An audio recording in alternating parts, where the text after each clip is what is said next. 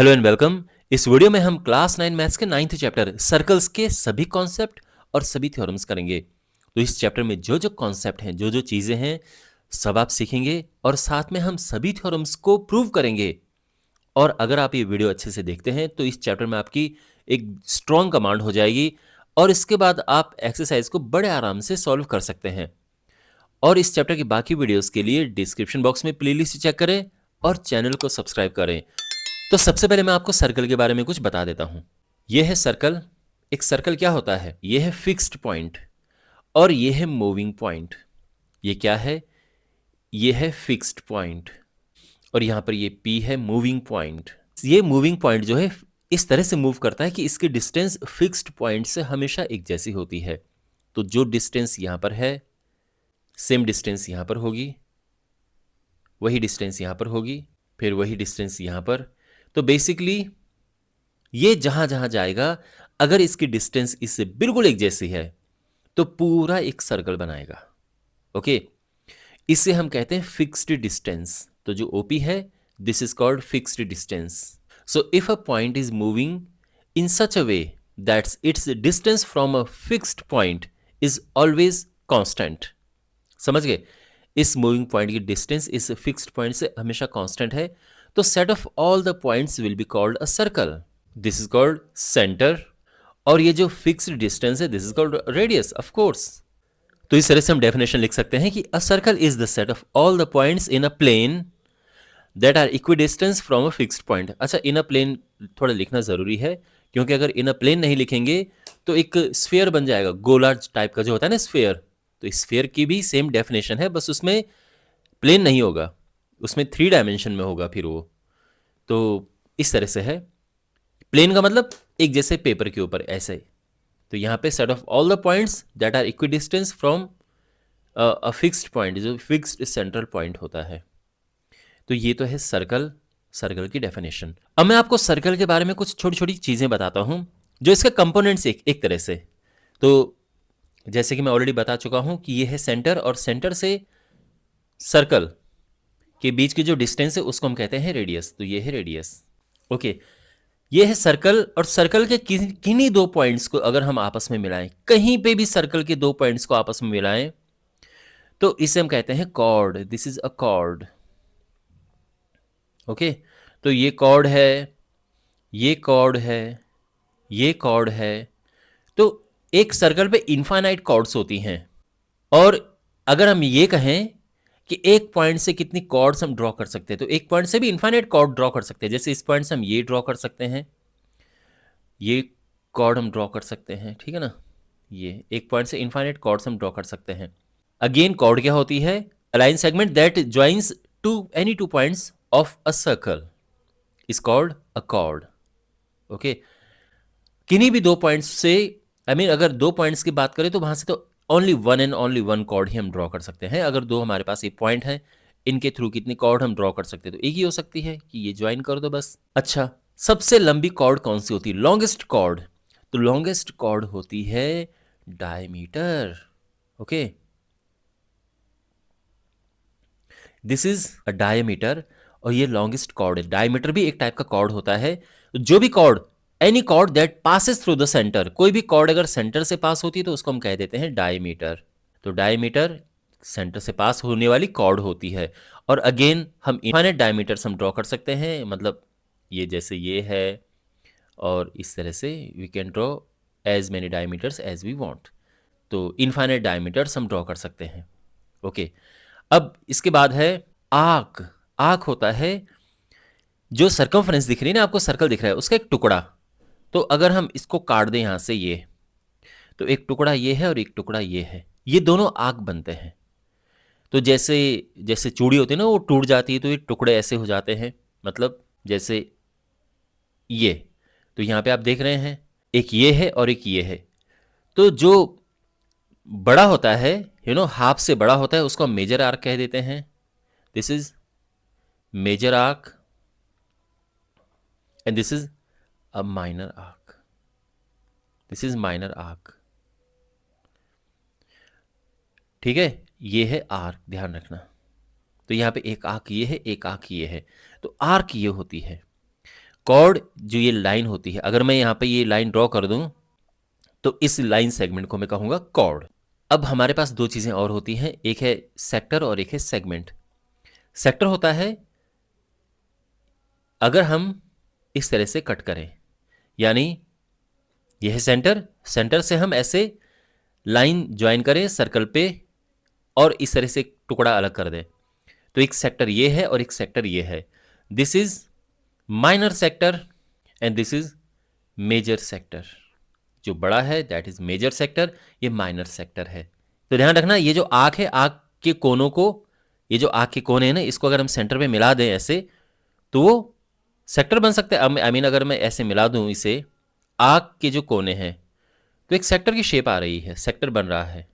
Got it. और अब है सेगमेंट। सेगमेंट बनता है, देखो अगर कोई कॉर्ड हमारे पास है, हमने कॉर्ड ड्रॉ कर दी, तो अब यहां पर इस कॉर्ड ने इस सर्कल को दो पार्ट में डिवाइड किया है, एक ये और एक ये। तो ये है माइनर सेगमेंट और ये है मेजर सेगमेंट। तो जैसे हमारे पास ये है, ओके, अब आप देख रहे हैं ये है एक और एक ये है, तो ये सेगमेंट है और ये भी सेगमेंट है। This is minor segment, this is major segment. तो इस तरह से ध्यान रखना, ठीक है। लेकिन अगर हम सर्कल के हिसाब से देखें तो इस तरह से होगा, minor segment, major segment. Okay, तो ये ध्यान रखना, ये सेगमेंट क्या होते हैं, सेक्टर क्या है, आर्क क्या होता है, ये कॉर्ड क्या है, डायमीटर, रेडियस, ये सब आपको समझ आ गया। ओके, और अब पहला कॉन्सेप्ट समझते हैं, और वो कॉन्सेप्ट थ्योरम के रूप में आपके सामने है। Equal chords of a circle subtend equal angles at the centre. तो हमारे पास ये एक सर्कल है, सेंटर, और अगर मैं इसमें इक्वल कॉर्ड्स ड्रॉ करूं, एक कॉर्ड ये है, एक कॉर्ड ये है। ओके, ये तो कॉर्ड्स हैं, ये कॉर्ड सेंटर पे एंगल सबटेंड करती हैं। तो जैसे ये कॉर्ड ये वाला एंगल सबटेंड कर रही है सेंटर पे, इसी तरह से ये जो कॉर्ड है ये वाला एंगल सबटेंड कर रही है सेंटर पे, ये वाला एंगल, ठीक है। इनको नाम देते हैं A B C D, centre is O. तो थ्योरम ये है कि अगर ये कॉर्ड्स इक्वल हैं तो ये एंगल्स भी इक्वल होंगे, ये एंगल्स भी इक्वल होंगे। समझ गए ना, यानी ये जो कॉर्ड्स सेंटर पे एंगल सबटेंड करती हैं, अगर इक्वल कॉर्ड्स इक्वल है लेंथ में तो एंगल भी इक्वल होगा। अगर ये 10 सेंटीमीटर 10 सेंटीमीटर है, तो अगर ये फॉर एग्जांपल 30 डिग्री एंगल बना रहा है तो ये भी 30 ही बनाएगा। ये थ्योरम है, समझ गए। अब इसको हमने प्रूव करना है। प्रूव कैसे करेंगे, देखो, तो सबसे पहले तो छोटी सी एक लिख देते हैं जो शुरू में लिखते हैं कि अगर आपके पास एग्जाम में ये थ्योरम आती है तो शुरू में हमें थोड़ा लिख देना चाहिए, जो हम यहाँ पे chords A B C D ये सब ले रहे हैं। तो शुरू में इस तरह से लिखेंगे कि let there be a circle with the centre O and let there be two chords A B and C D such that A B is equal to C D, है ना। तो कॉर्ड्स इक्वल हैं, prove क्या करना है, to prove करना है कि angle A O B is equal to angle C O D, ये और ये एंगल्स इक्वल हैं। ओके, बहुत सिंपल है प्रूव करना। यहां पर क्या है, आप जानते हैं कि ये है रेडियस, तो रेडियस सभी इक्वल होती हैं, ये सारी इक्वल है आपस में, रेडियस तो इक्वल ही होती हैं। तो इस ट्राइंगल को अगर हमने, ये फर्स्ट और ये सेकंड ट्राइंगल है, देखो हमने क्या करना है, इन दो ट्राइंगल्स को कॉन्ग्रुएंट प्रूव करना है। इस ट्राइंगल में ये साइड इस ट्राइंगल की इस साइड की इक्वल है, इस ट्राइंगल की ये साइड इस ट्राइंगल की ये साइड की इक्वल है, रेडियाई हैं दोनों, कोई दिक्कत नहीं है, और ये इक्वल तो गिवन ही है। तो साइड रूल से ये दोनों ट्राइंगल्स हो जाएंगे कॉन्ग्रुएंट, और सीपीसीटी से हम लिख देंगे कि this angle is equal to this angle. Got it. तो हम लेंगे कि in triangle A O B and C O D, इसमें सबसे पहले O A is equal to O C. क्यों इक्वल हैं, क्योंकि दोनों रेडियाई हैं, बोथ आर रेडियाई। फिर O B is equal to O D, same situation है, सेम के रीजन है। फिर है A B is equal to C D. Okay, because equal chords हैं, एक तरह से हम देखा जाए तो ये गिवन है। तो therefore triangle A O B is congruent to triangle C O D. और किस से, किस रूल से? साइड साइड साइड रूल से, by side side side rule.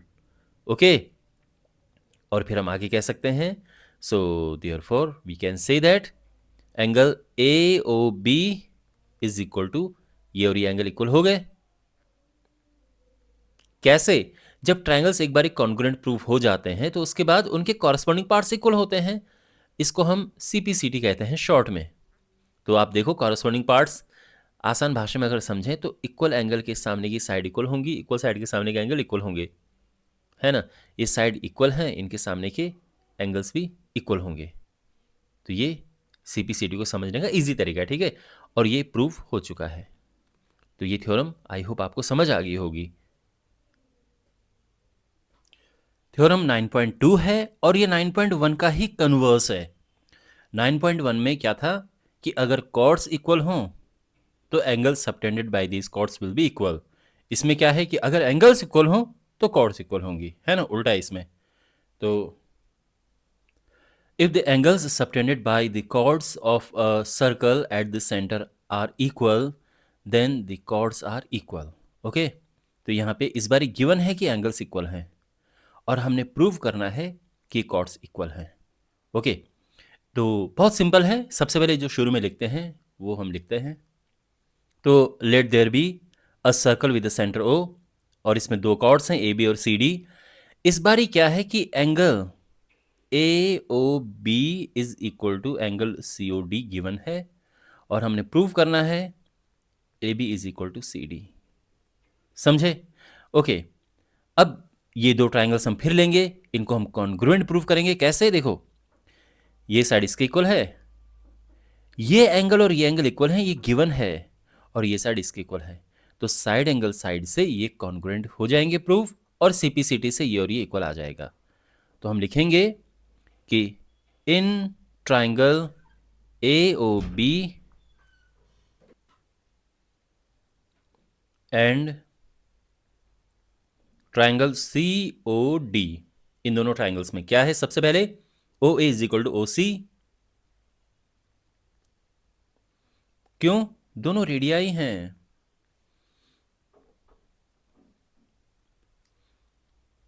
फिर angle A O B is equal to angle C O D. Reason, ये given है, ये क्वेश्चन में मतलब थ्योरम में given. And O B is equal to O D.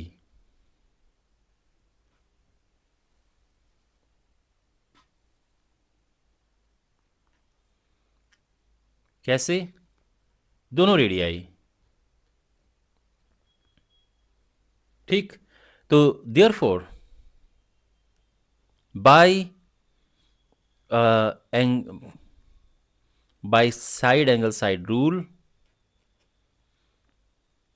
Triangle A O B is congruent to triangle C O D. Okay, and therefore ये में हम लिख देते हैं therefore A B is equal to C D. और reason क्या है? C P C T. Okay, तो यहां पे एक बार कॉन्ग्रुएंट प्रूव हो गए तो फिर क्या? देखो, ये इक्वल एंगल्स हैं तो इनके सामने की साइड भी इक्वल होंगी, सिंपल। तो ये प्रूफ हो चुका है। तो आई होप आपको समझ आया होगा ये कंप्लीट ये थ्योरम। थ्योरम 9.3 है, the perpendicular from the centre of a circle to a chord bisects the chord. देखो क्या बात कही गई है, एक सर्कल है एंड ये इसका सेंटर है और ये कॉर्ड है। सर्कल के सेंटर से कॉर्ड पर एक परपेंडिकुलर डाला जाता है। परपेंडिकुलर है तो ऑफ कोर्स ये 90 होगा, ये भी 90 होगा, राइट एंगल है ना। हमने ये प्रूव करना है। बेसिकली थ्योरम ये कहती है कि अगर ये ऐसा होगा, ये परपेंडिकुलर होगा सेंटर से, तो कॉर्ड बाइसेक्ट होगी, है ना। तो एक तरह से गिवन है कि ये परपेंडिकुलर है और रिजल्ट क्या आएगा कि ये और ये बराबर होंगे, इक्वल होंगे, ठीक। O M. तो मैं फिर से आपको समझाता हूं, कभी भी आपके पास कोई कॉर्ड हो और सेंटर से कॉर्ड पे एक परपेंडिकुलर ड्रॉ हो, तो परपेंडिकुलर दो इक्वल पार्ट्स में डिवाइड होगा, बाइसेक्ट होगा, ठीक है ना। तो वो कोई भी सिचुएशन आपके पास हो सकती है, ये सेंटर है, ये कॉर्ड यहां पर हो सकता है, लेकिन अगर सेंटर से इस पे परपेंडिकुलर ड्रॉ हो रहा है तो यानी जितना हिस्सा ये है उतना ही ये होगा, ये और ये इक्वल होंगे। बात समझ आ गई। तो यही ये थ्योरम है। अब इसे हमने प्रूव करना है, तो प्रूव करने के लिए क्या करेंगे, हम ज्वाइन करेंगे ओ से ये ए और ऐसे इधर,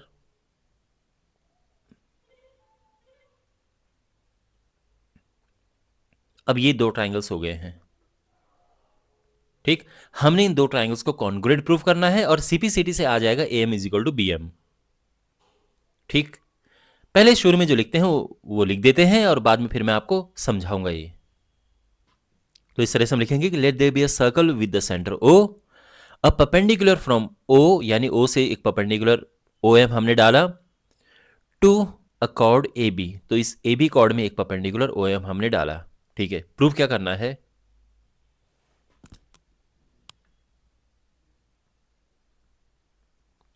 प्रूफ करना है कि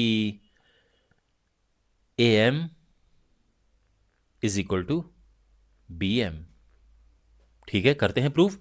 तो देखो इन दो ट्राइंगल्स को हमने लेना है, इन्हें कॉन्ग्रुएंट प्रूव करना है। तो कैसे होगा कॉन्ग्रुएंट प्रूफ, देखो यहां पर ये और ये तो इक्वल हैं, कैसे, बिकॉज दोनों रेडियाई हैं। इसके अलावा ये साइड और ये साइड ये कॉमन है दोनों के लिए, और ये एंगल इक्वल है। कौन सा मतलब दोनों 90 है, परपेंडिकुलर है तो ये भी 90 ये भी 90 है। तो कौन से रूल से ये कॉन्ग्रुएंट होंगे, तो देखो यहां पर अगर आपके मन में ये उठ रहा है कि एस एस ए रूल लगेगा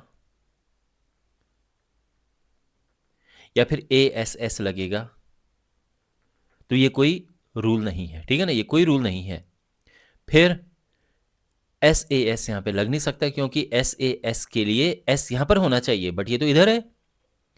फिर तो उसके बाद तो आप जब भी आपके पास राइट एंगल हो तो आप ये सोचना कि क्या यहां पर आर एच एस लग सकता है। तो देखते हैं, आर का मतलब राइट एंगल, बिल्कुल राइट एंगल है। एच का मतलब हाइपोटेनस, बिल्कुल हाइपोटेनस इक्वल है। और इसका मतलब साइड, बिल्कुल साइड दोनों के लिए कॉमन है। तो परफेक्ट आरएचएस रूल से ये कॉन्ग्रुएंट प्रूफ हो जाएंगे। तो हम लिखते हैं कौन कौन से दो ट्राइंगल हम लेंगे, तो in triangles O M A and O M B, in triangle O M A and O M B, इन दोनों ट्राइंगल्स में क्या है, देखो सबसे पहले right angle O M A angle is equal to angle O M B, क्यों, दोनों 90 हैं। उसके बाद O A is equal to O B है, ये दोनों हाइपोटेन्यूज मतलब दोनों रेडियाई हैं, बोथ रेडियाई, तो रेडियाई हैं तो दोनों इक्वल होंगे। और फिर है side O M is equal to O M दोनों के लिए कॉमन है, तो ये कॉमन है। तो हम लिखेंगे therefore triangle O M A is congruent to triangle O M B. और किस रूल से कॉन्ग्रुएंट है, by R H S rule, okay. तो हम कह सकते हैं एक बार कॉन्ग्रुएंट प्रूव हो चुके हैं, therefore A M is equal to B M, okay, बल्कि यहीं पे आ जाएगा therefore A M is equal to B M by C P C T. तो एक बार ट्राइंगल्स कॉन्ग्रुएंट प्रूव हो गए, उनके कॉरेस्पॉन्डिंग पार्ट्स इक्वल होते हैं, यही सी पी सी टी है। तो यहाँ पे भाई ये कॉन्ग्रुएंट हैं, तो यहाँ पे देखो ये और ये मतलब ये कॉमन था, ये इक्वल था, बची ये साइड, तो ये साइड इसके इक्वल होगी, है ना। सारी जो चीज़ें आपको इक्वल दिख रही हैं उनका रीज़न हम CPCD लिख देते हैं, बिकॉज ये कॉरस्पॉन्डिंग पार्ट्स होते हैं. Corresponding parts of congruent triangles are equal. Okay, तो आई होप आपको समझ आया होगा कि ये कैसे प्रूफ हुआ है. ओके, थ्योरम 9.4 है और ये थ्योरम 9.3 का कन्वर्स है, यानी 9.3 का ऑपोजिट है. देखो 9.3 में क्या कहा गया था कि अगर इस पर परपेंडिकुलर डालें तो ये बाइसेक्ट करेगा, यानी ये फिर इक्वल हो जाएंगे. इसमें यह है कि अगर हम ऐसी लाइन ड्रॉ करें जो इसको बाइसेक्ट करेगा तो वह परपेंडिकुलर होगा. समझ गए ना? तो बेसिकली जो यहाँ पर प्रूव करने को था वो एक तरह से गिवन है, और जो यहाँ पे गिवन था वो प्रूव करना है. तो सेम ही फिगर बनेगा यहाँ पे, लेकिन इस बार गिवन है. देखो, the line drawn through the centre of a circle, ठीक है, centre of a circle to bisect a chord is perpendicular to bisect a chord. तो बेसिकली ये इक्वल है, बाइसेक्ट कर रहा है, ये है ना, ये गिवन है. हमने प्रूव करना है ये, तो जो रेड में है ये प्रूव करना है. ठीक है, आप मत मार्क कर देना, बस मैं आपको समझाने के लिए कर रहा हूँ कि हमने ये 90 डिग्री राइट एंगल प्रूव करना है. तो जो शुरू में लिखते हैं वो पहले लिख देते हैं. तो ये हम लिखेंगे कि let there be a circle with the centre O, a line segment joins O, जो कि सर्कल का सेंटर है, and the mid point M of the chord A B. हमने प्रूव करना है, टू प्रूव कि O M is perpendicular to A B, या फिर हम ये भी कह सकते हैं कि angle O M B is 90 degree, है ना. ये हमने प्रूव करना है. तो सिंपल वही, अगेन सेम कॉन्सेप्ट कि ये दो ट्राइंगल्स हम लेंगे और इन्हें कॉन्ग्रुएंट प्रूव करेंगे. अभी कैसे कॉन्ग्रुएंट है? तो सबसे पहले तो ये है कि यहाँ पर ये साइड और ये साइड इक्वल है. ठीक है, फिर उसके अलावा ये क्यों इक्वल है? दोनों रेडियाई हैं. ये side A M is equal to B M, क्यों इक्वल है? ये गिवन है क्वेश्चन में. ओके, कि एम मिड पॉइंट है, तो ये गिवन है. और इसके अलावा ये जो है ओ एम, ये दोनों के लिए कॉमन है. तो साइड साइड साइड रूल से ये दोनों ट्राइंगल्स हो जाएंगे कॉन्ग्रुएंट. तो हम लिखेंगे यहाँ पे कि in triangle O M A and triangle O M B, इसमें क्या है? सबसे पहले O A is equal to O B. ये इक्वल क्यों है? दोनों रेडियाई हैं. फिर A M is equal to B M, ये क्यों इक्वल है? क्वेश्चन में गिवन है ना. और ओ एम दोनों के लिए कॉमन है. O M is equal to O M, it is common for both.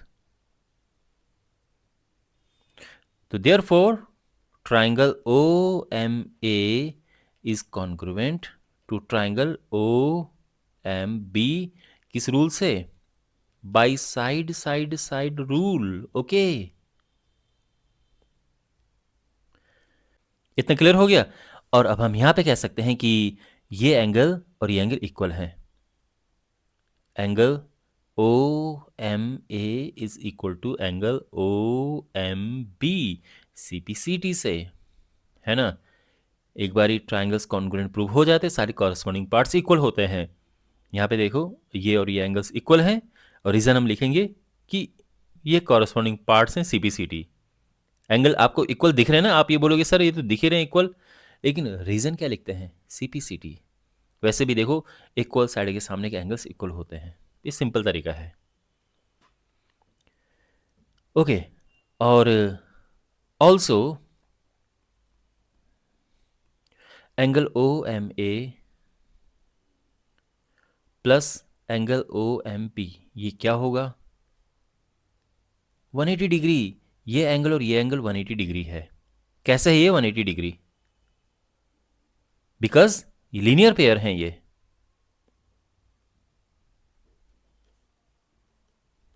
है ना. ये एंगल और ये एंगल की बात हो रही है. तो एक लाइन पे ये दो एंगल्स हैं, तो इनको हम लीनियर पेयर कहेंगे. अब हम क्या करेंगे? Because O M A O M B equal हैं, मतलब देखो आप भी समझ गए होंगे कि ये 90 आराम से आ जाएगा, बिकॉज इसको और इसको प्लस करके 180 आ रहा है, और ये दोनों इक्वल हैं, तो ये 90 और ये 90 हुआ। लेकिन लिखने का एक तरीका होता है, ओ एम ए की जगह पे हम ओ एम बी लिखेंगे बिकॉज दोनों इक्वल हैं, और ये तो पहले से ही ओ एम बी है,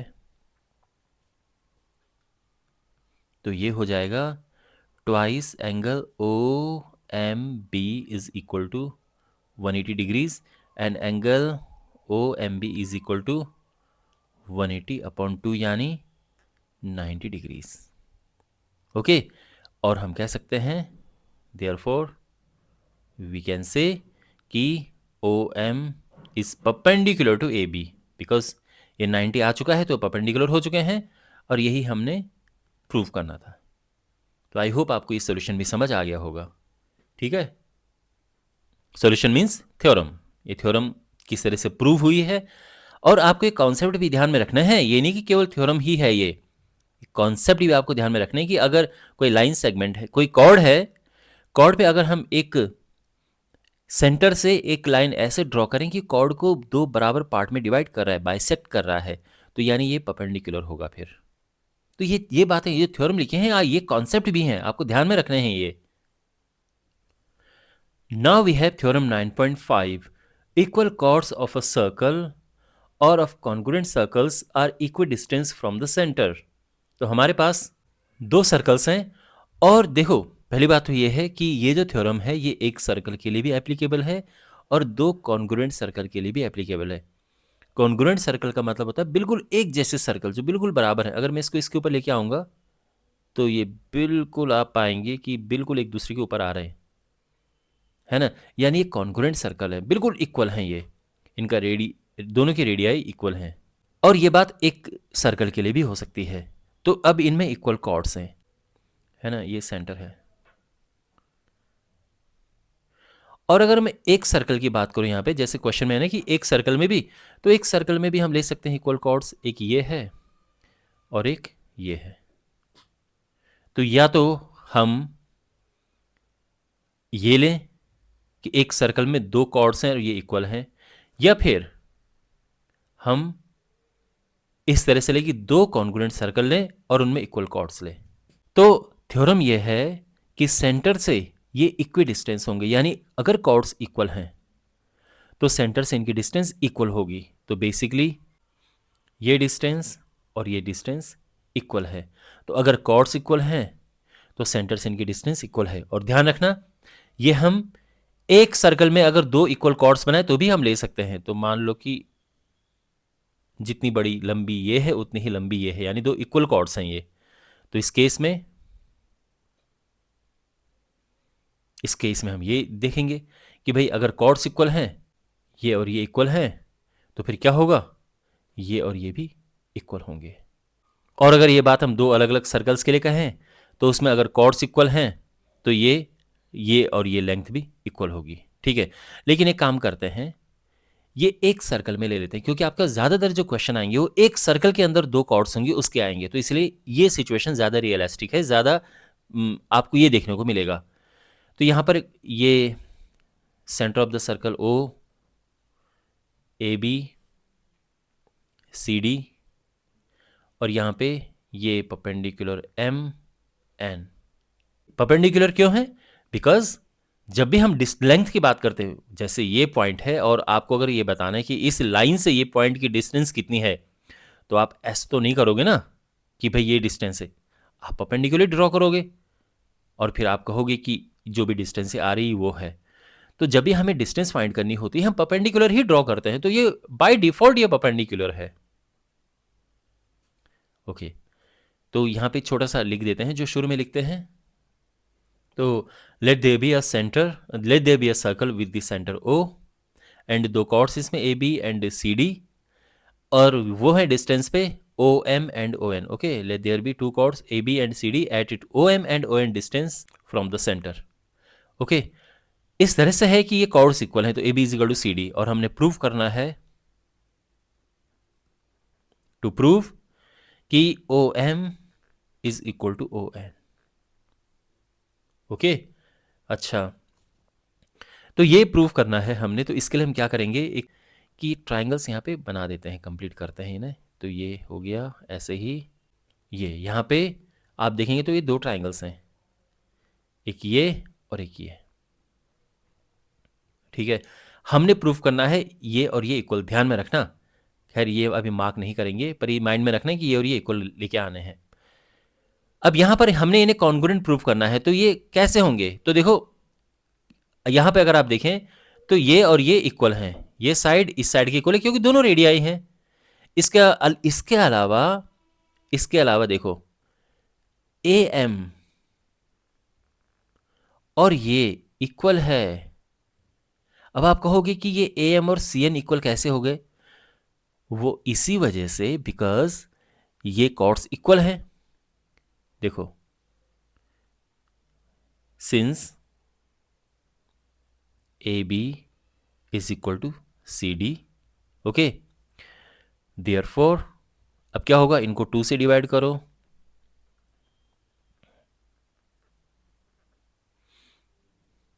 तो क्या हो जाएगा, A M is equal to C N.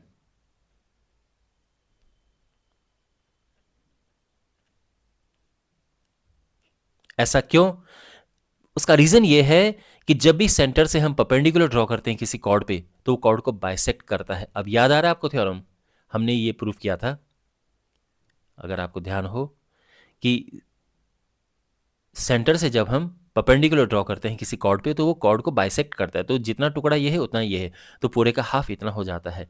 Same हम यहां पे करेंगे कि यहां पे पूरे का हाफ, क्योंकि इसको बाइसेक्ट 2 बराबर पार्ट्स में डिवाइड कर रहा है, तो पूरे का हाफ ए एम हो गया है। इसी तरह से पूरे का हाफ ए एन है, इसी तरह से पूरे का हाफ सी एन है, ठीक है। यहाँ पे हम लिख देते हैं कि since perpendicular from the centre to a chord bisects the chord, perpendicular from the center to a chord bisects it, okay.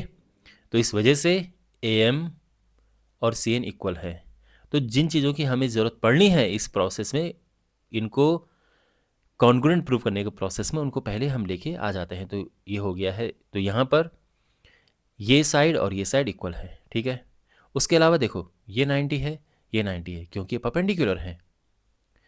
तो यहाँ पे अगर आप देखें, देखो कौन सी प्रॉपर्टी लगेगी, simply are H S, right angle, hypotenuse and side, इससे ये कॉन्ग्रुएंट होंगे। तो हम लेते हैं ट्राइंगल यहाँ पे, तो ये है, इसको लेते हैं ट्राइंगल ओ एम ए और ये है ओ एन सी। तो in triangle O M A and triangle O N C, अब इसमें एक तो है पहले right angle, angle O M A is equal to angle O N C. क्यों इक्वल हैं? बिकॉज दोनों 90 डिग्रीज हैं। फिर O A is equal to O C है, क्यों? बिकॉज दोनों रेडियाई हैं।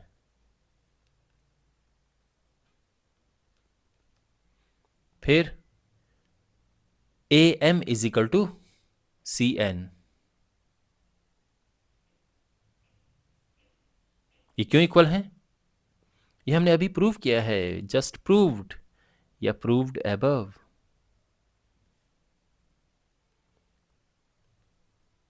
है ना? तो हम लिखेंगे कि therefore triangle O M A is congruent to triangle O N C, और किस रूल से? By R H S rule. तो हम कह सकते हैं therefore O M is equal to O N by C P C T, okay. तो जब ये कॉन्ग्रुएंट प्रूव हो गए तो सारे कॉरस्पॉन्डिंग पार्ट्स इक्वल होंगे। जैसे कि ये और ये इक्वल हैं, ये और ये इक्वल हैं, तो ये भी इक्वल होंगे, और ये, इसको सिंपली हम कहेंगे सी पी सी टी, ठीक है। तो ये इक्वल हो चुके हैं, और हम कहेंगे कि यही हमने प्रूव करना था, हेंस प्रूव्ड, कि सेंटर से जो कॉर्ड्स हैं, इक्वल कॉर्ड्स, ये इक्वल डिस्टेंस पे हैं। तो आई होप आपको ये थ्योरम अच्छे से समझ आ गई होगी। Now we have theorem 9.6। अब ये जो 9.6 थ्योरम है, ये 9.5 थ्योरम का कन्वर्स है। देखो, chords equidistant from the center of a circle are equal in length, देखो 9.5 में क्या कहा था कि जो कॉर्ड्स इक्वल लेंथ की होती हैं वो सेंटर से इक्वल डिस्टेंस पे होती हैं, यानी ये और ये इक्वल थे, और हमने प्रूव किया था कि ये और ये इक्वल हैं।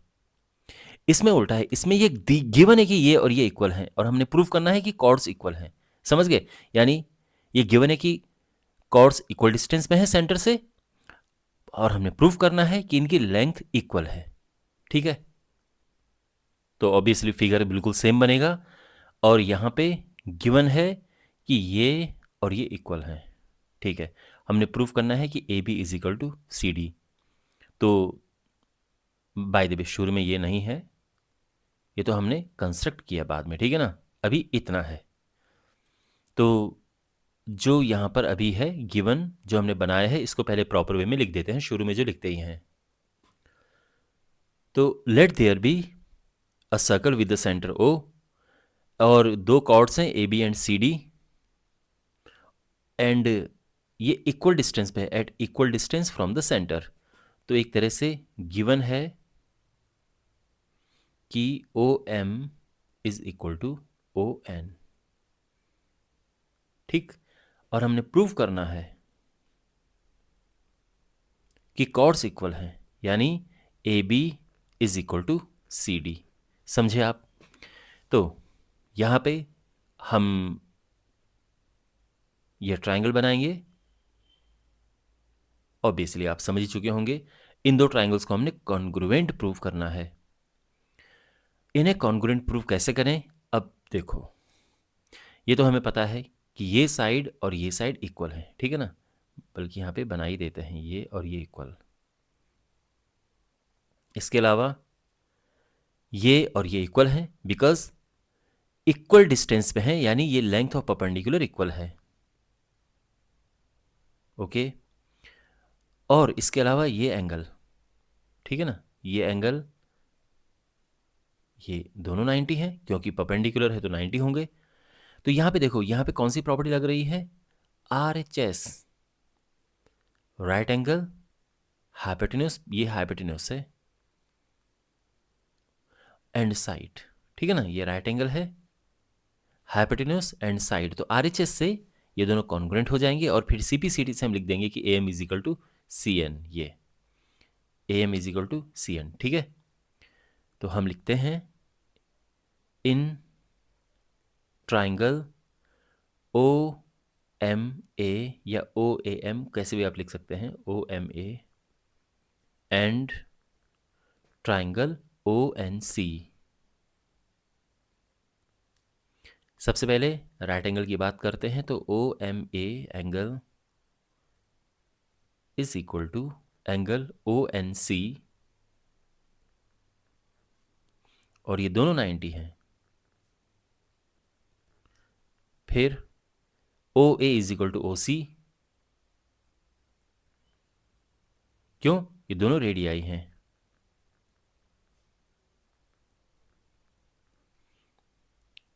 और फिर है परपेंडिकुलर लेंथ, ये जो है OM is equal to ON, ये गिवन है कि ये इक्वल है। ठीक, so therefore triangle OMA is congruent to triangle ONC, है ना। ये दोनों ट्राइंगल्स कॉन्ग्रुएंट हो गए, और किस रूल से? RHS रूल से, बाई RHS रूल। क्लियर यहां तक? Okay, and therefore AM is equal to CN।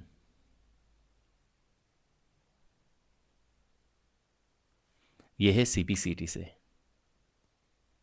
है ना। एक बार ट्राइंगल्स कॉन्ग्रुएंट प्रूव हो गए तो उनके सारे कॉरस्पॉन्डिंग पार्ट्स इक्वल होते हैं, तो AM और CN ये इक्वल होंगे, ठीक है ना। तो यहाँ पे ये इक्वल आ चुके हैं। अब देखो, अब हम क्या करेंगे, इनको डबल करेंगे, दोनों साइड 2 से मल्टीप्लाई करेंगे, तो 2AM is equal to 2CN। समझे? इसको डबल कर दिया है। और AM का डबल क्या होगा? AM का डबल होगा AB, और CN का डबल क्या होगा? CD।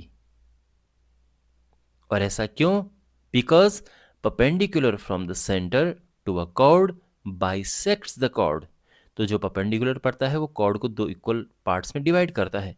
तो जो ये है वो ये है। तो इसका मतलब क्या हुआ कि अगर हम इतने का डबल करेंगे, दुगना करेंगे, तो वो पूरा हो जाएगा। वही है, ठीक है। चलो ये बात यहाँ पे लिख देते हैं कि since perpendicular from the centre to a chord bisects it, ठीक है। और ये प्रूफ हो चुका है। तो आई होप आपको ये थ्योरम भी अच्छे से समझ आई होगी। थ्योरम 9.7 है, the angle subtended by an arc eight the centre is double the angle subtended by it at any point on the remaining part of the circle. देखो मैं समझाता हूँ, ओके, समझाता हूँ मैं, निश्चिंत रहिए आप। यह है एक सर्कल और ये है इसका centre. Angle subtended by an arc, एक आर्क है। तो आर्क क्या होती, जैसे ये टुकड़ा होता है, ठीक है ना। तो यहां से और यहां तक जैसे ये एक आर्क है, इस तरह से एक आर्क हो गई, ओके। तो इसको ए बी नाम दे देते हैं। ध्यान रखना ये एक आर्क है, ओके। अब ये सेंटर पे कोई एंगल बनाती है, तो ये आर्क सेंटर पे ये एंगल बना रही है, ठीक है। सेंटर ओ हो गया। यही आर्क जो remaining part of the circle है, ठीक है ना, इस पे कहीं पे एंगल बना रही है।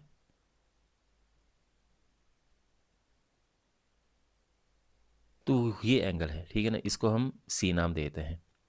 तो ये एंगल बना रही है, ये है सेंटर पे बना हुआ एंगल और ये है remaining part of the circle पे बना हुआ एंगल।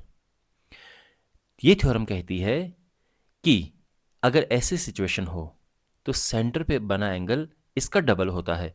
यानी अगर ये 30 हुआ तो ये 60 होगा, अगर ये 60 हुआ तो ये 120 होगा, ठीक। अच्छा बताओ, अगर ये 100 हुआ तो ये क्या होगा, 50। यहाँ हाफ, यहाँ डबल, सेंटर पे double and remaining part of the circle पे हाफ। अब ये बात समझ गए। तो ये हमने प्रूव करना है। तो थोड़ा सा ये शुरू में लिख देते हैं कि let they be a circle with this centre O and an arc A B है, और ये and there is a point on this circle, remaining part of the circle C point है। तो let there be a circle with this centre O, A B is an arc and C is a point on the remaining part of the circle. अच्छा इस बात को अच्छे से समझो, सी एक पॉइंट है जो remaining part of the circle है। Remaining part of the circle का मतलब क्या हुआ, यानी जो आर्क चूज किया है उसके अलावा जो सर्कल बचता है उस पे सी कहीं भी हो सकता है। ये सी यहाँ पे हो सकता है, ये सी यहाँ पे हो सकता है, ये यहाँ पे हो सकता है, यहाँ पे हो सकता है, इसमें नहीं होगा।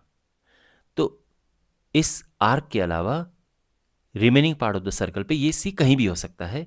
ये है एनी पॉइंट, जिस पॉइंट की बात की है, और ये पॉइंट कहाँ है, remaining part of the circle है, यानी यहां कहीं वो पॉइंट है।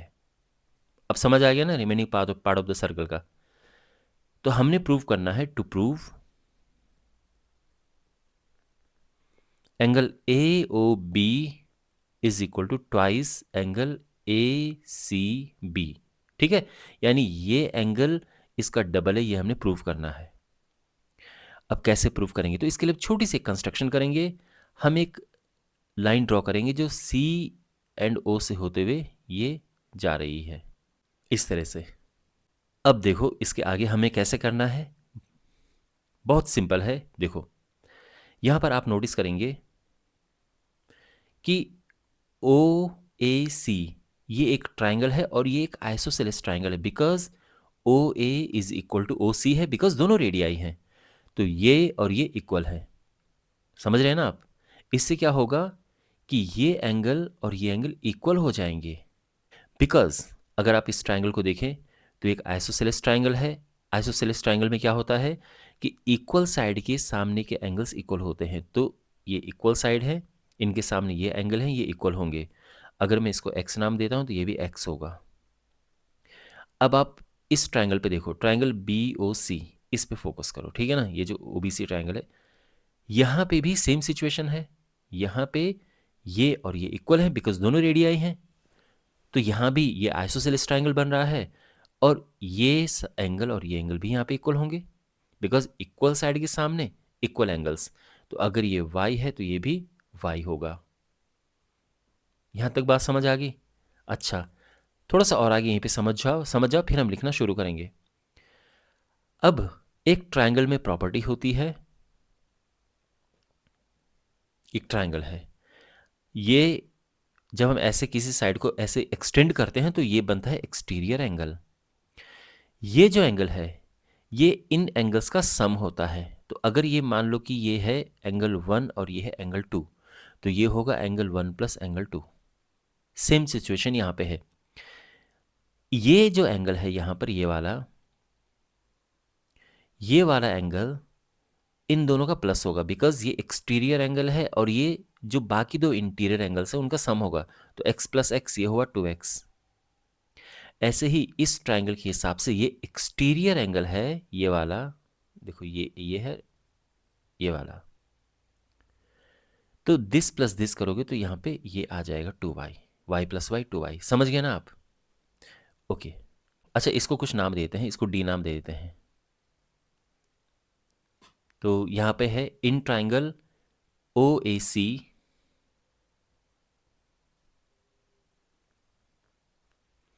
इसमें ये angle O A C is equal to angle O C A, और इसको हम एक्स नाम दे देते हैं, लेट। और इसका रीज़न क्या है? रीज़न ये है कि सिंपली आप ये लिख सकते हैं कि O A C is an isosceles triangle, या फिर in an isosceles triangle angles opposite to equal sides are equal. और अब फोकस करते हैं इस ट्राइंगल में, triangle O B C. In triangle O B C, इसमें भी क्या है? Angle O B C is equal to angle O C B is equal to y, है ना? रीजन सेम, आइसोसेलेस ट्राइंगल है, इक्वल साइड के सामने जो एंगल्स हैं वो इक्वल होंगे। अब यहां पे तो अब देखो एंगल ए ओ डी, ये क्या होगा? ये एंगल होगा दिस प्लस दिस, यानी angle O A C plus angle O C A, है ना? ये एंगल होगा दिस प्लस दिस, यानी एक्स प्लस एक्स।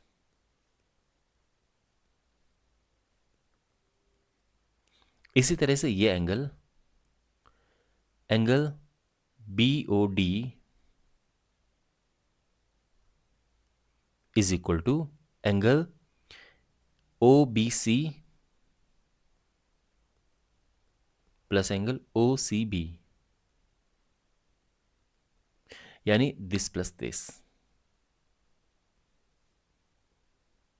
दोनों में रीजन सेम है। क्या रीजन है? कि exterior angle is the sum of two opposite interior angles. Exterior angle of a triangle is the sum of the two opposite interior angles, ठीक है ना? तो ये जो एक्सटीरियर एंगल था, ये दो ऑपोजिट इंटीरियर एंगल से उनका सम होता है, ये मैंने यहाँ पे लिख दिया है। आई एम श्योर अभी तक आपको सब समझ आ गया होगा। अब बात करते हैं एंगल ए ओ बी, ये है क्या? Now angle A O B ये है क्या? एंगल ए ओ बी है 2x प्लस 2y, ठीक? और ये हो जाएगा 2 कॉमन लेके x प्लस वाई, और x प्लस वाई क्या है? क्लियरली x प्लस वाई है ये, यानी angle A C B twice angle A C B, समझे ना? तो एंगल ए ओ बी हो गया twice angle A C B, और यही हमने प्रूव करना था, हैंस प्रूव्ड। तो हमने क्या प्रूव किया?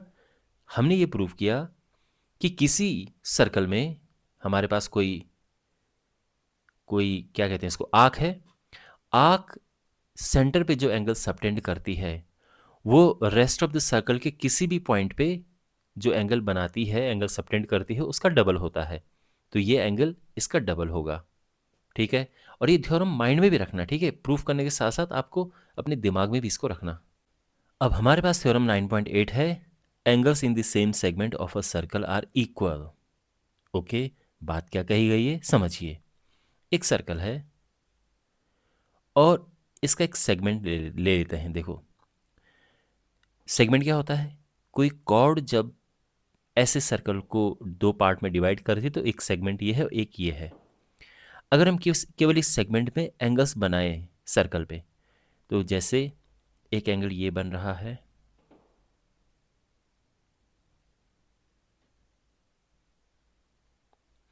फिर एक एंगल ये बन रहा है,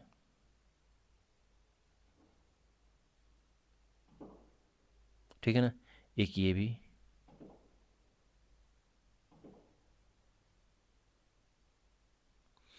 ये जो जितने भी एंगल्स बन रहे हैं ये सब एंगल्स इक्वल हैं, इक्वल होते हैं। All these angles are equal. So यही है ये theorem, angles in the same segment of a circle are equal. Got it. तो ये इक्वल है। अब हमने इसे प्रूव करना है। ध्यान रखना, यहाँ पे अगर ये ड्रॉ ये रखो ना रखो बात एक ही है, बट ये चीज़ ध्यान रखना, आई मीन टू से इसको नीचे मत लेके जाना। इसलिए बात कही गई है सेम सेगमेंट की, कि कहीं आप इसको दूसरे सेगमेंट में लेके ना चले जाओ, है ना। जैसे मैंने बताया ना कि ये यहाँ पर ये कॉर्ड दो सेगमेंट में डिवाइड कर रही है, तो एक ही सेगमेंट की बात हो रही है, आप इसको नीचे मत लेके जाना। तो यहाँ पे सेम सेगमेंट में बन रहे हैं, तो अब ये इक्वल हैं, ये प्रूव करते हैं। तो फिलहाल ये दो लेके चलते हैं, ठीक है। हमने ये और ये इक्वल हैं ये प्रूव करना है। तो ये ए बी और ये सी ये डी है। हमने यहाँ पर प्रूव करना है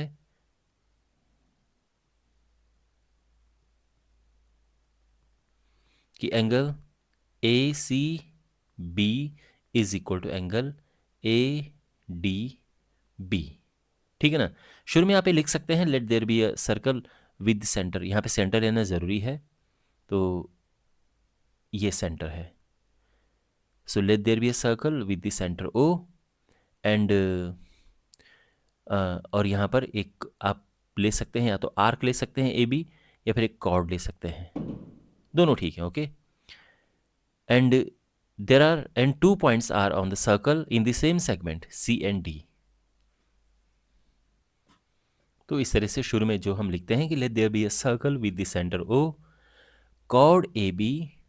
तो ये कॉर्ड ए बी है। अगेन मैंने कहा इसको आप बना भी सकते हैं, नहीं भी बना सकते हैं, it's okay. Chord A B divides this circle in 2 segments and let there be 2 points on a segment. एक सेगमेंट में 2 पॉइंट्स हैं सी एंड डी। हमने प्रूव करना है कि angle A C B is equal to angle A D B, ठीक है। तो यहाँ पे हम एक काम करेंगे, हम ज्वाइन करेंगे ए से ओ एंड बी से ओ को, ठीक है। और ये एंगल बना एंगल ए ओ बी। अच्छा, तो देखो ये तो आपको पता है ना कि जो ये एंगल होता है इसका डबल होता है। कैसे? 9.7 थ्योरम यही तो थी कि ये जो एंगल होता है ये इसका डबल होता है। Angle A O B is double twice angle A C B.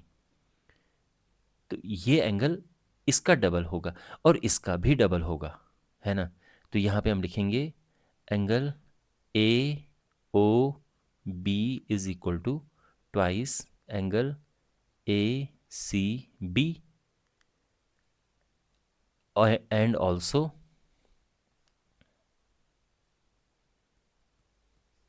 Angle A O B is twice angle A D B. हम रीजन लिख सकते हैं यहाँ पे। रीजन क्या है? The angle subtended by an arc.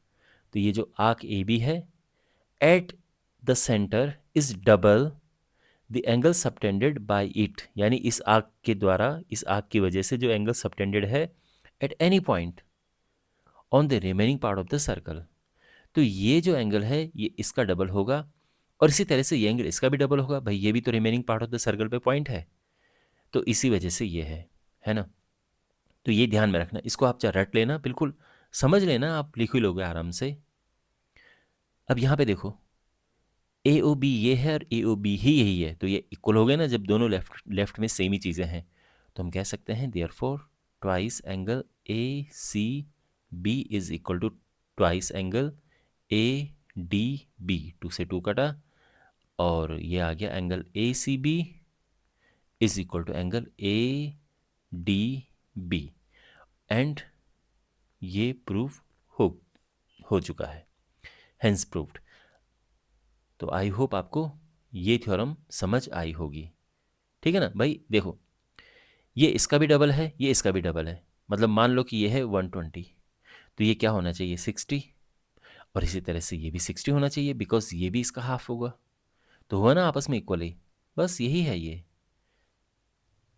Theorem 9.9 है, if a line segment joining 2 points, if a line segment joining 2 points subtend equal angles at 2 other points lying on the same side, तो एक point ये है और एक point ये है, इस पे ये इक्वल एंगल सबटेंड करते हैं कि ये एंगल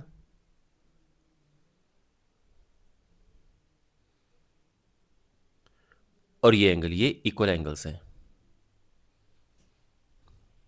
इसको सी और डी नाम दे देते हैं, ठीक। The 4 points lie on a circle, तो हमने प्रूव करना है कि जो 4 पॉइंट्स है ये एक सर्कल पे लाई करते हैं इस तरह से, तो यहां पे ए बी डी और सी ये पॉइंट्स एक सर्कल पे होंगे, यानी कॉन्साइक्लिक होंगे। अब हमने ये प्रूव करना है कि ऐसे क्यों है, क्यों होंगे। तो देखो पहली बात तो ये है कि अगर हम 3 पॉइंट्स लें ए बी सी, तो कोई भी अगर 3 नॉन कोलिनियर पॉइंट्स होते हैं, इनके थ्रू हम एक सर्कल हमेशा ड्रॉ कर सकते हैं। 3 नॉन कोलिनियर पॉइंट्स हमारे पास जब होते हैं, तो इनके थ्रू एक सर्कल हम हमेशा ड्रॉ कर सकते हैं, यानी हमारे पास अगर ये सिचुएशन है तो 3 नॉन कोलिनियर पॉइंट से we can draw a circle always, हमेशा always we can draw a circle.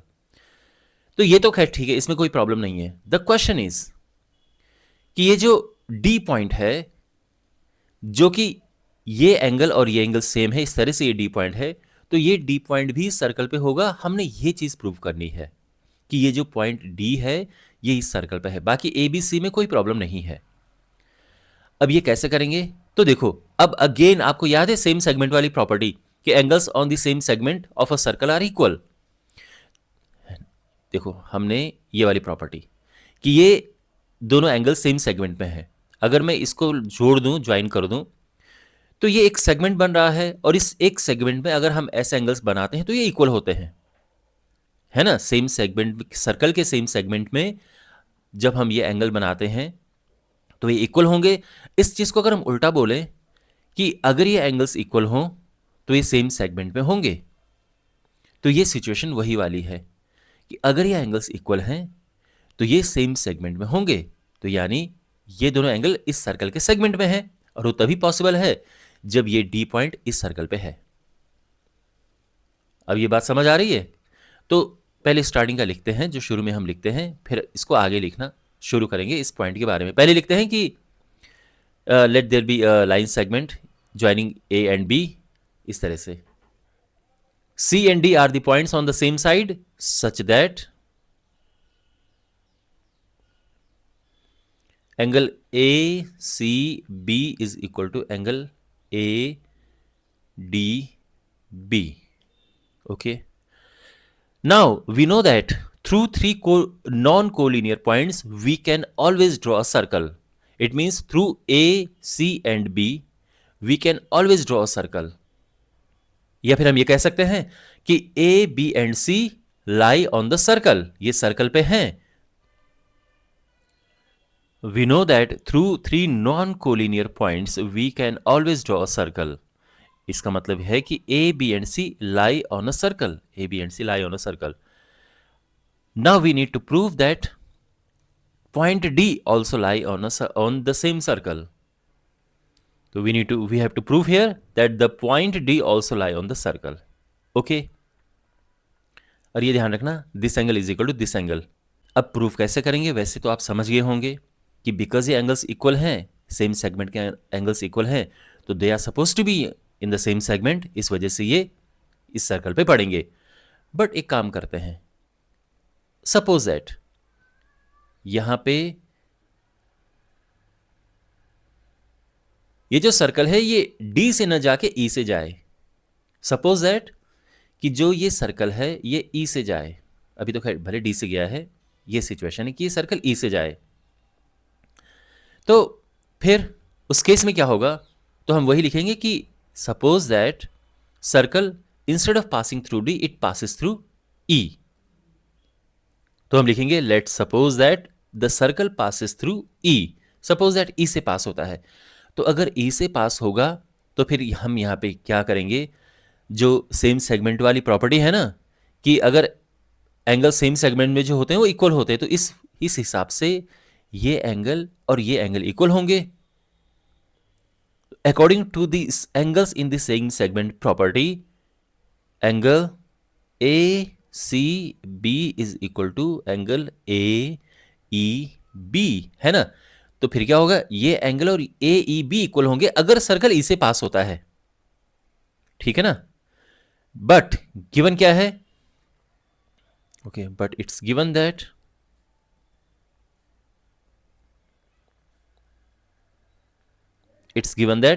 Angle A C B is equal to angle A D B. A C B और ए डी बी इक्वल हैं. Angle A C B is equal to angle, मतलब जो question में ही है, A C B is equal to A D B, ये equal हैं. तो इसका मतलब क्या है? अब ए सी बी ए ई बी है और ए सी बी ही ये है, तो हम ये कह सकते हैं, अगर इसको हम 1 and 2 नाम दें, फ्रॉम 1 and 2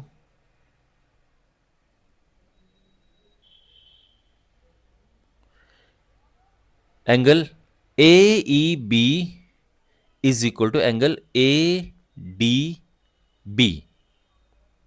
ठीक. और इसका ये मतलब है कि ई एंड डी कोइंसाइड करते हैं. भाई अगर हमारे पास एक ही लाइन है और इसमें ये है और ये है, तो अगर ये एंगल और ये एंगल इक्वल है, इसका मतलब क्या है कि ये और ये पॉइंट सेम है, तभी तो ये एंगल सेम है. तो हम ये लिखेंगे कि it means E and D coincide. Therefore E and D coincide, ये कोइंसाइड करते हैं. और इसका मतलब ये है कि अगर कोइंसाइड का मतलब एक दूसरे के ऊपर आते हैं ये, तो अगर ई सर्कल पे है तो डी भी सर्कल होगा. तो therefore D is on the circle. और यही हमने प्रूव करना था.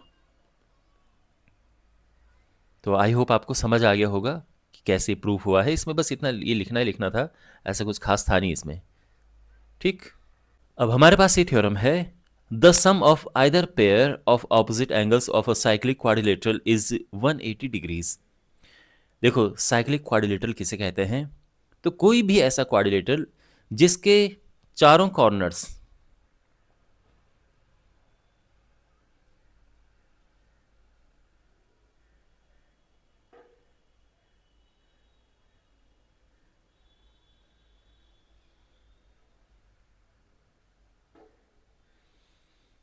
ए बी सी डी, ये चारों कॉर्नर्स अगर सर्कल को टच कर रहे हैं तो हम ये कहेंगे कि एक साइक्लिक क्वाड्रिलेटरल है. और हमने प्रूव करना है कि जो इनके ऑपोजिट एंगल्स हैं, यानी angle A plus angle C, इसको प्लस करके 180 डिग्री आता है, और एंगल बी और एंगल डी को प्लस करके 180 डिग्री आता है. हमने ये प्रूव करना है. ओके. तो let A B C D is a cyclic quadrilateral. और हमने प्रूव क्या करना है? To prove angle A plus angle C 180 degrees and angle B plus angle D 180 degrees. ठीक है ना. तो एक बात का ध्यान रखना कि अगर हमने ए और सी को का प्लस जो है angle A plus angle C, अगर ये 180 डिग्री कर दिया तो बी और डी का प्लस अपने आप ही 180 डिग्री हो जाएगा, बिकॉज चारों का जो प्लस है वो 360 डिग्रीज होता है, तो एक ही करना इनफ है, ये अपने आप ही आ जाएगा बाद में। अब ए और सी जो हैं ये इनका प्लस 180 डिग्री है, ये कैसे हम लेके आए? तो देखो ये है सेंटर,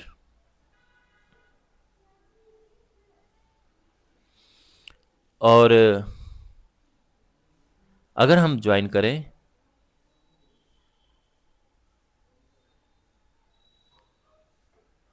इस तरह से, ये सेंटर है, ठीक है ना, और हमने ज्वाइन किया है, तो अब एक चीज ध्यान से देखो, यहां पे एक एंगल ये है और एक एंगल ये है। आपको ये प्रॉपर्टी याद है कि कोई भी आर्क सेंटर पे जो एंगल बनाती है, ये angle rest of this circle में अगर कहीं भी कोई पॉइंट है उसके एंगल का डबल होता है, तो ये एंगल इसका डबल होता है, ए बी सी ओ, तो बेसिकली होता है एंगल ए सी बी, मतलब एंगल ए ओ बी, ये जो एंगल है ये होता है twice angle A C B. समझ रहे हैं आप? सेम हम यहां पे लगाएंगे सिचुएशन सेम। अगर आप कंसिडर करें, कंसिडरिंग दिस आर्क, ये वाला जो बी सी डी आर्क है,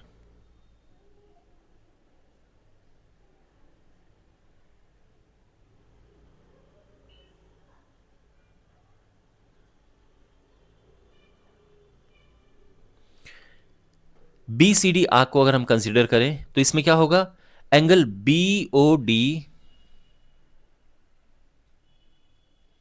is equal to twice angle B A D,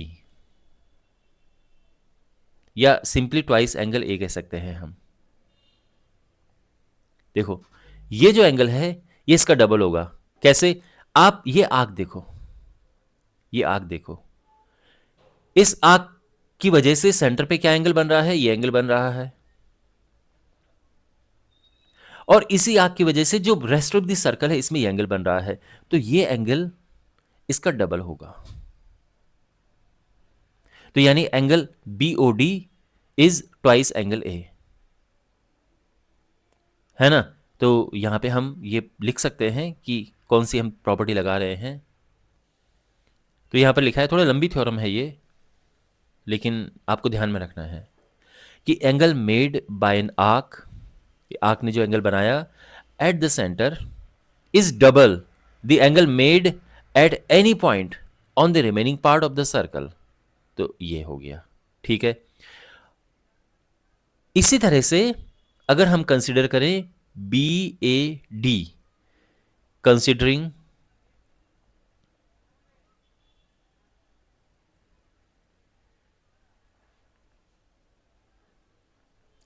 the arc B A D, ये वाली जो आर्क है ये कंसिडर करें, तो ये आर्क सेंटर पे ये एंगल बना रही है, बट ये एंगल 180 डिग्री से बड़ा है, और 180 डिग्री से जो बड़े एंगल होते हैं उनको रिफ्लेक्स एंगल बोल देते हैं।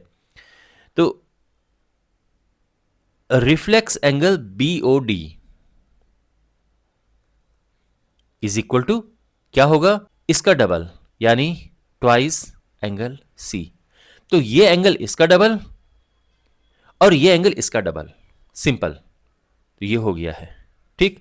ये इक्वेशन नंबर 1 है, ये इक्वेशन नंबर 2 है, और इसका रीजन सेम ही है जो रीजन ऊपर था, ठीक है ना। तो दोबारा इतना लंबा लिखने की जरूरत नहीं है, ये हटा देते हैं यहां से। अगर आप लिखना चाहो तो लिख सकते हो ऐसे बस, ओके।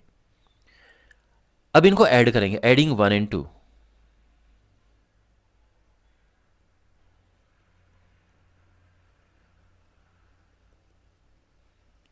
तो बीओडी एंगल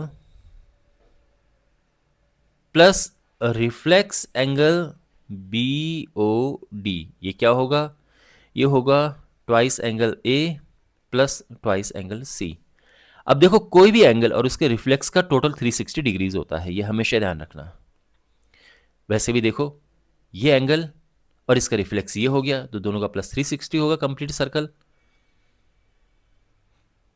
यहाँ 2 कॉमन लेंगे तो बचा तो ये angle A plus angle C. अब 2 से यहाँ डिवाइड करेंगे तो ये हो जाएगा 180 angle A plus angle C. ठीक है ना, तो एंगल ए प्लस एंगल सी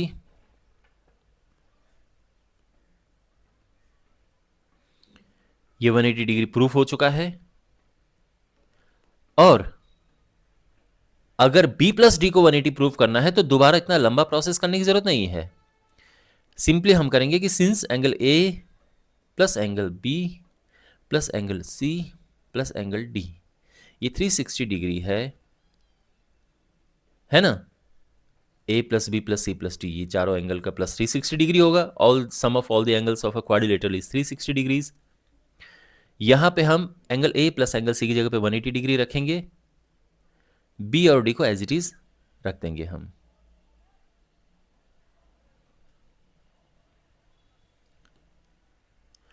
और angle b plus angle d क्या होगा, 180 उधर जाएगा तो 360 माइनस 180 यानी ये 180 डिग्रीज आ जाएगा।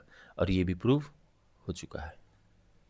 तो in a cyclic quadrilateral sum of opposite angles is 180 degrees.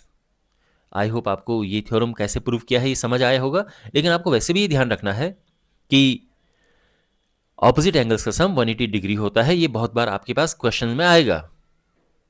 अब हमारे पास है ये theorem, if the sum of a pair of opposite angles of a quadrilateral is 180 degrees the quadrilateral is cyclic. देखो एक क्वाड्रिलेटरल है ये ABCD, इसमें ये गिवन है कि angle A plus angle C मतलब वन पेयर ऑफ ऑपोजिट जो एंगल है उनको 180 डिग्री ये है, ये गिवन है कि अगर angle A plus angle C 180 degree हो तो ये क्वाड्रिलेटरल साइक्लिक होगा। मींस ये जो क्वाड्रिलेटरल के चारों कॉर्नर्स हैं ये सर्कल को टच करेंगे। समझ गए आप? तो कहने का ये मतलब है कि गिवन है, देखो let there be a quadrilateral ABCD such that angle A plus angle C is 180 degrees, है ना। एक क्वाड्रिलेटरल है इस तरह से है कि angle A plus angle C 180 degree है, तो फिर ये क्वाड्रिलेटरल साइक्लिक होता है ना। यानी इसके चारों कॉर्नर जो हैं इस सर्कल पे आएंगे। तो एक तरह से अगर देखा जाए तो हमने प्रूव करना है, टू प्रूव कि ABCD is a cyclic quadrilateral is cyclic. ठीक है, तो समझ गया ना क्या गिवन है, क्या प्रूव करना है।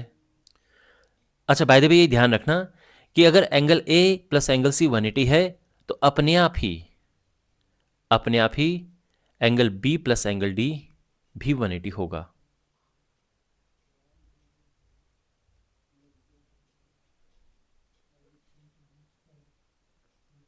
क्योंकि चारों एंगल्स को प्लस करके 360 डिग्री आता है, तो अगर ये दोनों को प्लस करके 180 आता है तो अपने आप ही बचे हुए 180 दिस प्लस दिस होगा। तो ये ध्यान में रखना, ठीक है, कि ये भी है हमारे पास। अब ABCD साइक्लिक है ये हमने प्रूव करना है। तो देखो ये तो हम जानते हैं कि अगर हमारे पास 3 पॉइंट्स हैं, यानी जैसे आप जानते हैं कि कोई सर्कल हमारे पास है ABC, तो 100% इनके तीनों कॉर्नर से हम एक सर्कल ड्रॉ कर सकते हैं, हमेशा कर सकते हैं, पर एक ही कर सकते हैं। तो हम ये कह सकते हैं कि a circle can be drawn through A, B and C। और हमने ये प्रूव करना है कि जो D पॉइंट है ये भी इस सर्कल पे आएगा। ओके, तो इसके लिए काम करते हैं, यहां पर एक लाइन ड्रॉ करते हैं कि ये, और ये अज्यूम करके चलते हैं कि सर्कल D से नहीं बल्कि E से पास होता है। ठीक है, so let's assume that the circle passes through E। तो अगर सर्कल E से पास होता है तो क्या होगा, this angle plus this angle ये 180 डिग्री होना चाहिए ना। तो therefore angle ABC plus angle AEC ये होना चाहिए 180 डिग्री, बिल्कुल होना चाहिए। बट हमारे पास क्या है, हमारे पास बट वी हैव हमारे पास है एंगल बी, मतलब ये वाला है ना, ये देखो एंगल बी, तो देखो बी एक तरह से एंगल ए बी सी है, प्लस एंगल डी जो है वो एक एंगल ए डी सी है। ठीक है ना, ये शॉर्ट में एक तरह से ये लिखा हुआ है, but B angle A B C है और D angle A D C है। ये 180 डिग्री है ना भाई। दिस प्लस ये क्वेश्चन में ये गिवन है, दिस प्लस दिस, ये 180 डिग्री है, ए प्लस सी और ए से बी प्लस डी है, तो ये 180 है। अब इन दोनों को कंपेयर करते हैं, बिकॉज राइट हैंड साइड दोनों की इक्वल है तो लेफ्ट हैंड साइड भी इक्वल होनी चाहिए। तो from 1 and 2, from 1 and 2 angle A B C plus angle A E C is equal to क्या होगा, angle A B C plus angle A D C. अब ए बी सी से ए B सी हुआ cancel, तो क्या होगा, angle A E C is equal to angle A D C, है ना। और इससे क्या होगा, तो हम कह सकते हैं कि ई एंड डी एक ही पॉइंट है, यानी कोइंसाइड करते हैं। देखो कैसे, अगर हमारे पास फॉर एग्जांपल ये ए है और ये डी है, ये सी है और यहाँ पर ये ई है, तो अगर ये एंगल इक्वल होंगे तो इक्वल कब होंगे, जब ई और डी एक ही पॉइंट होगा तभी तो इक्वल होंगे। तो इसीलिए हम कह सकते हैं कि ई एंड डी कोइंसाइड, यानी डी जो है वो सर्कल पे है, D lies on the circle.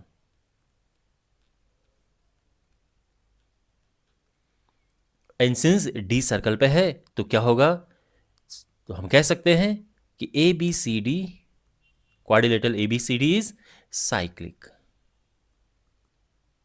और ये प्रूफ हो चुका है। तो आई होप आपको समझ आया होगा, बहुत सिंपल इसका प्रूफ था। और इसी के साथ इसकी सभी थ्योरम्स कंप्लीट हो चुकी हैं, मैंने आपको सारे कॉन्सेप्ट समझाए हैं। आई होप ये वीडियो आपको यूजफुल लगा होगा। इस चैप्टर के बाकी वीडियोस के लिए अपने सामने प्लेलिस्ट पे क्लिक करें और चैनल को ज़रूर सब्सक्राइब करें। तो मिलते हैं अगले वीडियो में, टेक केयर।